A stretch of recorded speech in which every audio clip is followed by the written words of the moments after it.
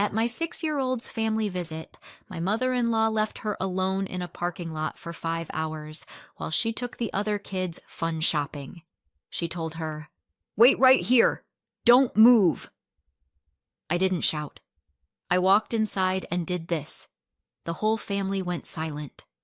If you've ever had one of those moments where the world tilts and everything goes a little too quiet, that's what happened the day I pulled into my in-laws' parking lot and saw my daughter sitting on the curb by herself.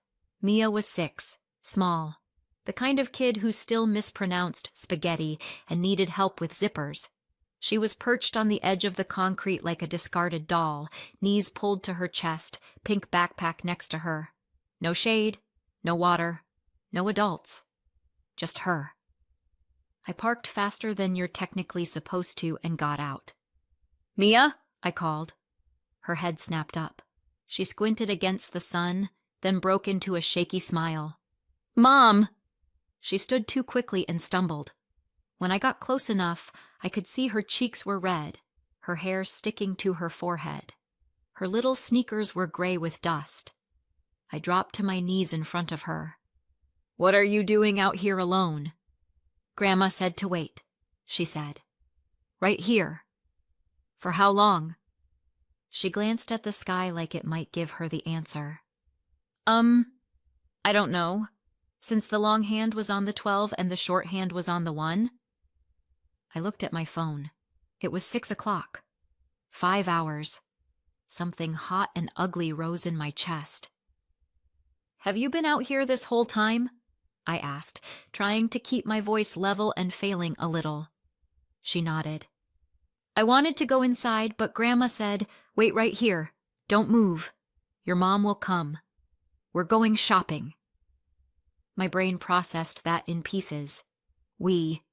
Shopping. Other kids. I looked around the empty parking lot. No cars besides mine. "Did she lock you out?" I asked, already knowing the answer. "I tried the door," Mia said. "It was locked. So I just waited. I didn't want you to miss me." That sentence actually hurt. I pulled her into a hug. She was warm, too warm. Not sunstroke warm, thankfully, but we were not far off the line where urgent care becomes involved. "Did you have water?" I asked. "No." She shook her head. "But I wasn't supposed to move." Of course she wasn't. My kid takes instructions seriously, especially from adults she still thinks are safe. I took a breath through my nose and stood up. "Okay," I said. "We're going inside." I held her hand and walked to the front door. It was locked, but my in-laws are predictable, and the spare key was still under the world's most obvious fake rock. I let us in. The air conditioning hit us like a slap. Mia shivered. I squeezed her hand. Voices drifted from the kitchen. Laughter. The high, bright sound of other children. The clink of shopping bags. For a second, I froze. I hadn't seen their car in the driveway when I pulled in, which meant they must have come home through the back entrance. They'd walked straight into the house, past the kitchen, past the living room, without so much as checking whether Mia was still outside where they'd left her. They knew she was out there. They just didn't bother calling her in. That realization made my stomach twist. I followed the noise. There they were, my mother-in-law Diane, my father-in-law Ron, my husband's sister Valerie, and her 2 kids, Mason and Chloe. The counters were covered in shopping bags, clothes, toys, a new video game system. Mason was waving a plastic sword. Chloe had a bracelet on each wrist. Diane had a glass of iced tea. She looked very comfortable. I stepped into the doorway with Mia half behind me. The first person to notice us was Chloe. "Oh," she said. "She's back." Diane turned. "Well, there you are," she said. "We were wondering when you'd show up." "Were you?" I said. I kept my tone neutral. It came out slightly colder than neutral. Mia squeezed my hand. "We had so much fun," Valerie said, oblivious. "Took the kids to the mall, let them pick a toy, got ice cream, They were great. How nice, I said. Where was Mia for all that fun? Diane blinked. Outside. In the parking lot, I said. Yes, she said, like this was normal. I told her you'd be here any minute. No sense dragging her around stores when she's just going to whine and cling. She doesn't whine, I said. She's 6. She gets tired. You're too soft on her, Diane said, waving a hand. She needs to toughen up. I stared at her. She's been outside for 5 hours. Diane scoffed.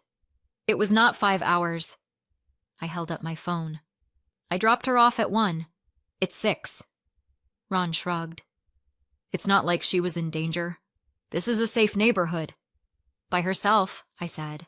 No bathroom, no water. She could have knocked, Valerie said. The door was locked, Mia whispered from behind me. They all looked at her as if they'd forgotten she had a mouth. I told you to wait right there, Diane said, frowning. If I say stay, you stay. It's not my fault your mother is late. I'm not late, I said.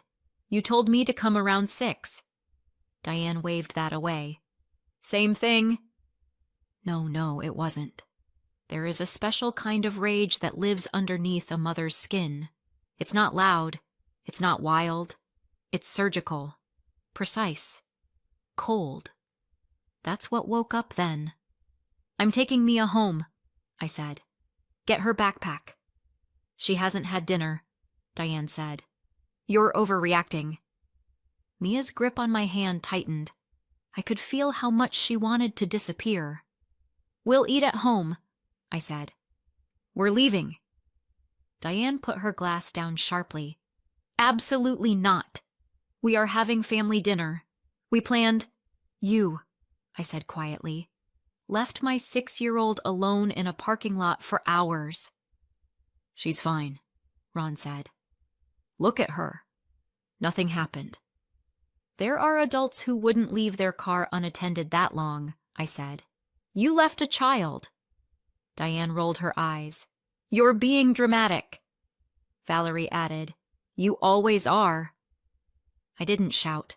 I've learned that shouting gives people something to grab onto. Look how emotional she is.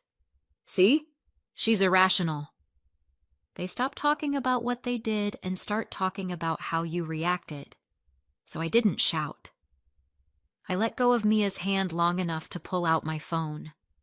I opened the family group chat, snapped a picture of my daughter's scuffed shoes and flushed cheeks, and typed, Just picked Mia up from your parking lot. She's been outside alone since 1 p.m. We won't be doing unsupervised visits again. Send. Diane's phone pinged on the counter. So did Valerie's, Ron's. They looked down, then up. The room went very, very quiet. This isn't over, Diane said. For once, I said. You're right.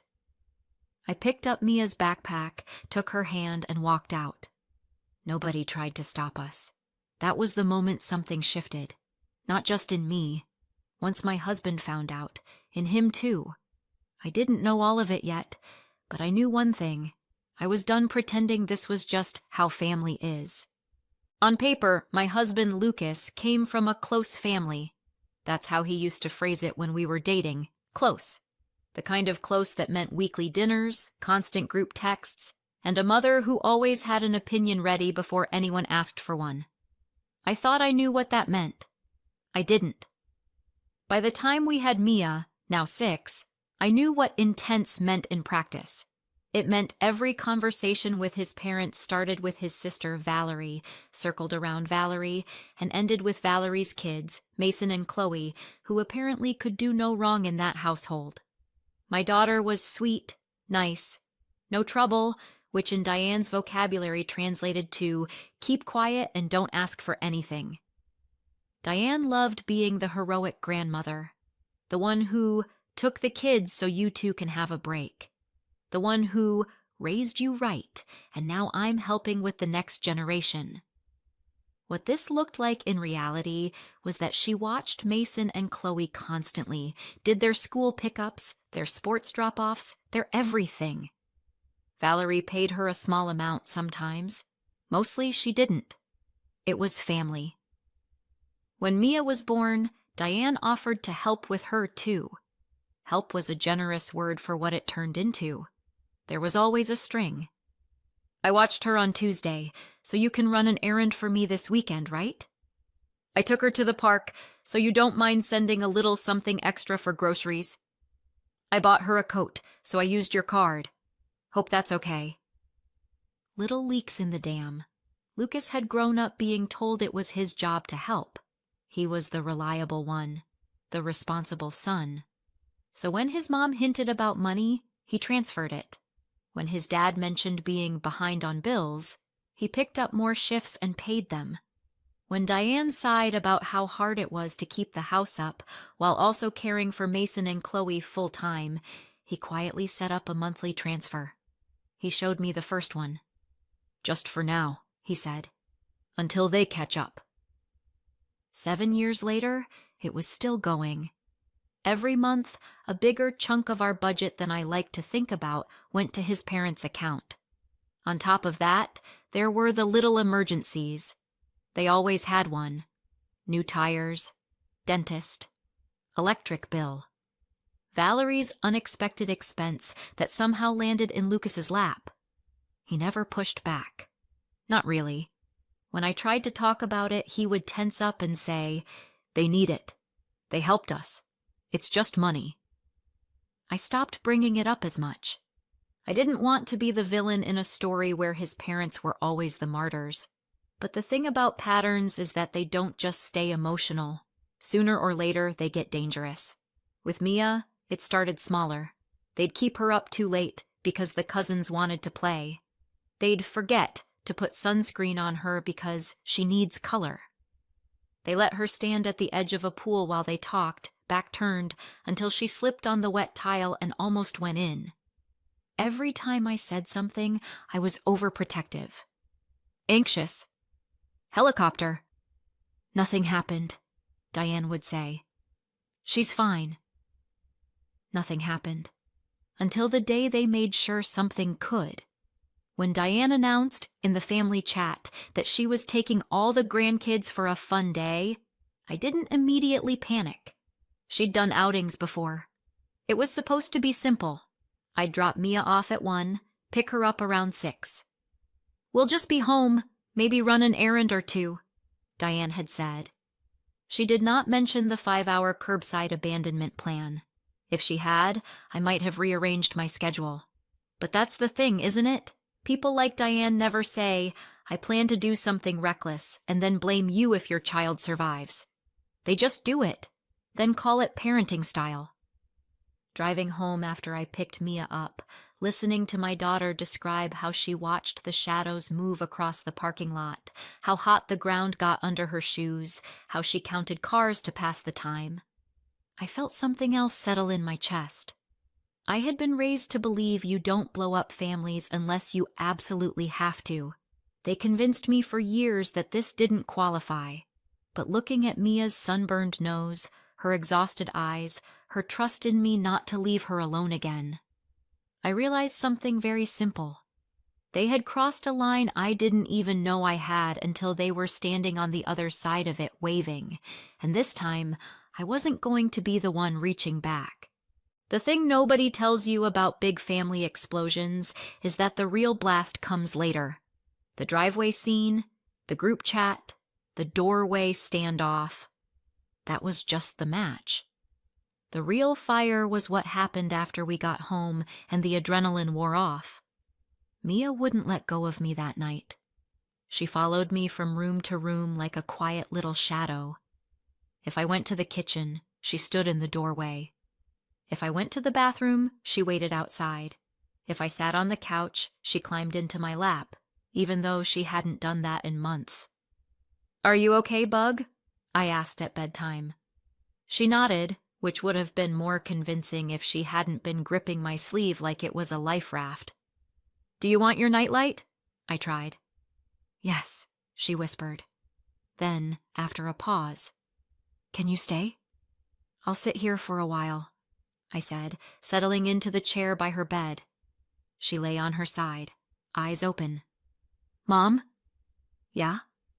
"You're not going to leave me here and go shopping, right?" It hit like a punch. "No," I said. "I will never leave you like that." She thought about it. "Even if Grandma says I have to wait?" "Even then." She nodded slowly. "I thought, if I moved, you wouldn't find me." I swallowed hard. "You did everything right," I said. "You stayed where you were told. None of this is your fault." She blinked, and I watched one tear slide sideways into her hair. I didn't stay for a while. I stayed until she finally drifted off, and even then I sat there longer, listening to her breathing, wondering how long it would take before she didn't flinch every time a car slowed outside the house. I found Lucas in the living room, sitting on the edge of the coffee table with his elbows on his knees, staring at nothing. "How is she?" he asked. "She keeps asking if I'm coming back," I said. "To the room, the house, anywhere." She tracked me from the couch to the sink like I was a balloon she was afraid would float away. He closed his eyes. "I told her Grandma said, 'Don't move,' and she heard, 'Don't exist unless your mother can find you,'" I added. "That's not what Mom—" "Maybe not," I said. "But that's what happened." He didn't argue. We sat in silence for a moment. "You know," I said, "if we let this slide, we're not just telling your parents it was fine. We're telling Mia it wasn't a big deal." He rubbed his face with both hands. "I know." "She stood in a driveway for 5 hours because she trusted that if she moved, she'd get in trouble," I said. "I'm not willing to teach her that the people who did that get another chance." He looked over at me. The Lucas I married was there, but there was something else now too. Something heavier, sharper. "I'm cutting them off," he said. I didn't say anything. I'd wanted this for a long time, but it had to be his line to draw. He stood, went to his desk, and opened his laptop. I watched as he logged into the bank account he'd grown up thinking was a moral obligation. $600 a month, he said, almost to himself. "That's what I've been sending them. For bills." He clicked. "Another $200 into the extra account Mom pulls from," he added. "For groceries with the grandkids." More clicks. "And then there's the emergency fund," he said. "The one that's mysteriously always empty." He opened another tab. The numbers popped up. Transfers to his parents every few weeks. $250, $300, $400. The amounts varied, but the pattern was the same. "How much is that?" I asked. He did a quick mental calculation. "Around $800 to $1,000 a month, on average." "And that's just what you know about," I said. He clicked again. "Not anymore," he said. One by one, he canceled the $600 recurring transfer, deleted the $200 extra, closed the emergency fund pipe. He removed their access to the card they'd borrowed and never returned. The confirmation messages popped up politely, as if he were unsubscribing from a newsletter. "That's it," he said, leaning back. "That's a lot of money," I said. He nodded. "We could have gone on vacation every year." "Instead," I said, "we bought them the privilege of endangering our kid." His mouth twisted. "Not anymore." "And contact?" I asked. He picked up his phone. "I'm not writing a speech," he said. "They don't listen to speeches." He opened the family thread and typed. "You left Mia alone outside for hours. There will be no more visits. Don't contact us again." He hit send, put the phone face down on the table. "That's it?" I asked. "That's it," he said. It took 6 minutes for his parents to notice. The phone buzzed with incoming messages. "What is this call me now? You're overreacting. We did nothing wrong." Answer the phone. He didn't. I didn't. We sat in a strange, fragile silence while Mia slept in the other room. Then a new text popped up from his mother. If you want us to stay out of your lives, you will keep sending the money. If you cut that off and start telling your little parking lot story, we will tell everyone what really happened. It's your word against ours. You can't prove anything. I stared at it. There it was. Not even subtle. Wow, I said. They're not even pretending this isn't about money. Lucas read the message twice. His jaw tightened. They think we're scared to make this official, he said. Are we? I asked. He looked at me. No, he said. We're not. The next morning, while Mia sat curled on the couch watching cartoons without really watching them, Lucas looked at me and said, We're reporting it. We didn't need to discuss it. We just drove. The police station smelled like old coffee. A woman at the front desk glanced up as we walked in. I need to file a child endangerment report, I said. Her expression sharpened. What happened? I pulled out my phone and showed her the photo. The curb, the empty driveway, the heat on Mia's face. She was outside for 5 hours, I said. Completely alone. My in-laws took the other kids shopping and left her with no way in. The woman's jaw tightened. This way. In a small interview room, Mia clung to me, so she sat on my lap. There was no way she would have stayed home alone after yesterday. The officer asked only what mattered. Was she supervised at any point? No. Did anyone check on her? No. Where were the caregivers? At the mall. Did she have a way to get inside? No, the doors were locked.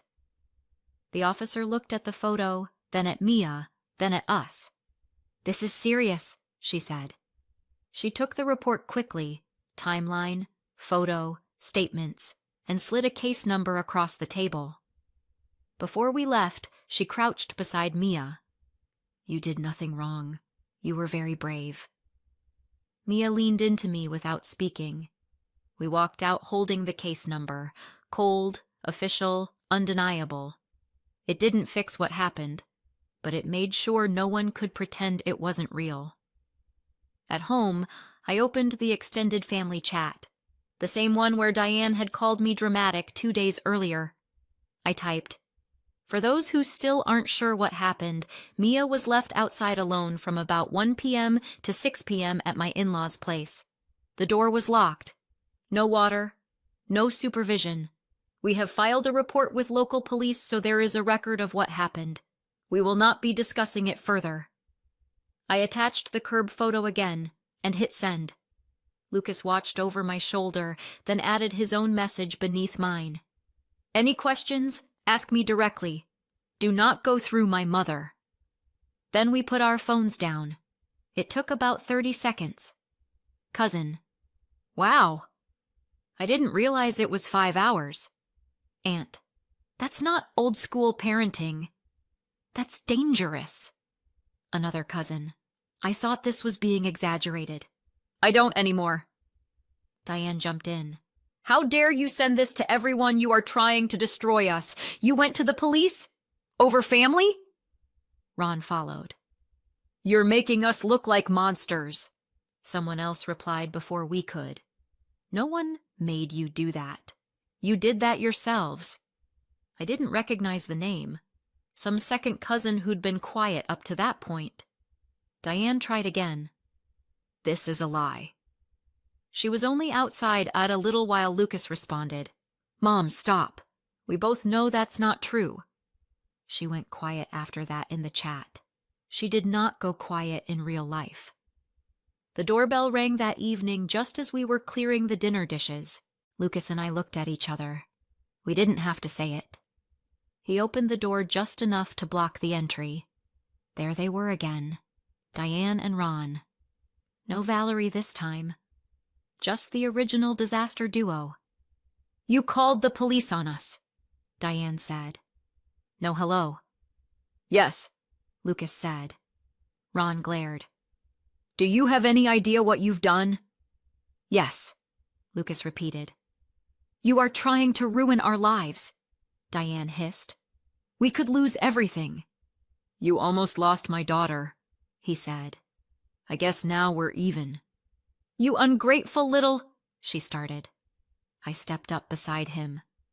"You asked us to keep paying you to stay away," I said. "Remember that part? Keep sending the money if you want no contact. You tried to sell us your silence." Diane's face went blotchy. "That was not—" "You literally wrote it," I said. "I have the text." Ron jabbed a finger toward Lucas. "We did everything for you. We raised you. We helped you. We watched your child. You left her alone on concrete for 5 hours," Lucas snapped. "You watched nothing." He took a breath, steadied himself. "You're not coming near her again," he said. "There will be no more visits, no more calls, no more money." "You can't do this," Diane said. "We'll tell everyone you made this up. You're turning them against us." "You're doing a great job of that on your own," I said. She swung her glare to me. You did this! You poisoned him!" I met her eyes. "I didn't poison him," I said. "I just stopped diluting the truth." Her mouth opened and closed. "You're going to regret reporting us," Ron said. "This will follow us everywhere." "Good," I said. "Maybe then you'll take it seriously." "We should call our lawyer," Diane muttered. "We'll get grandparents' rights. A judge will make you—" "If you try that," Lucas said quietly, "every word of what you did goes on record, with dates, times, pictures, and police reports."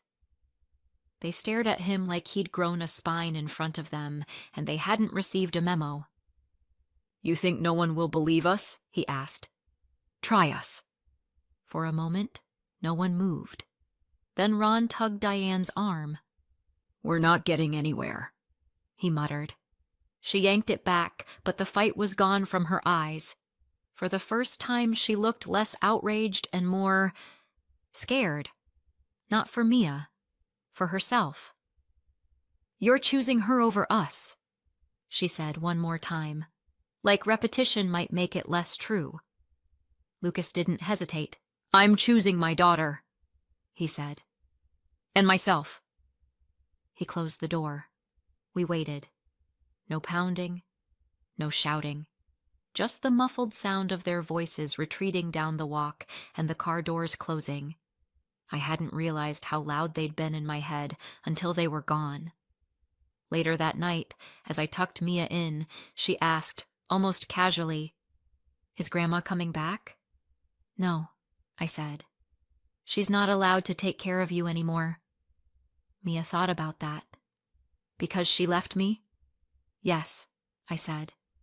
"Because she left you?" She nodded, small but sure. "Good," she said. I didn't like waiting. I brushed her hair back from her face. "You won't have to again," I said. She believed me. I decided to make sure I earned that. So that's where we ended up. They lost their money, their access, their version of the story. We lost the illusion that family meant what they said it did. Mia still asks sometimes if I'll come back when I run to the store. I always tell her yes, and then I do. Every time.